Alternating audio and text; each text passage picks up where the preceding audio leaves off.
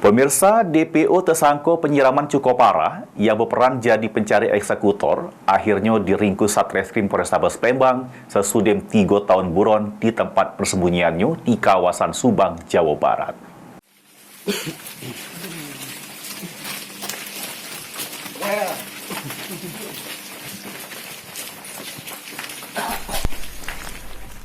Inilah detik-detik peningkapan DPO tersangka yang terlibat penyiraman cukup parah oleh Satuan Reserse Kriminal Polrestabes Palembang di tempat persembunyiannya di kawasan Subang, Provinsi Jawa Barat. Selanjutnya pelaku digelandang ke Mapolrestabes Palembang guna jalani pemeriksaan lebih lanjut dan dirilis di hadapan para awak media. Diketahui aksi penyiraman cukup parah terhadap korban Aminuddin, warga Jalan Padat Karya, Lorong Mangga, Kelurahan Talang Jambi, Sukarame, Palembang pada Minggu 25 April 2021 liwat yang menyebabkan korban mengalami luka bakar di rai sampai nyaris buta.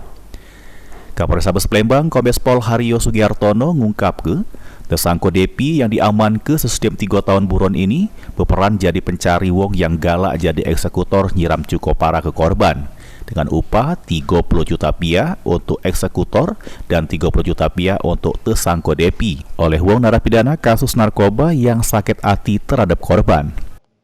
Motif karena sakit hati, akhirnya tersangka yang di lapas itu menyuruh saudara DP untuk merekrut orang-orang yang bisa melampiaskan sakit hatinya. Kemudian adalah inisiatif untuk melakukan tindakan merekam pada 4 orang dengan cara melukai penyiraman cukup parah yang pada akhirnya bisa terjadi pada tahun 2021.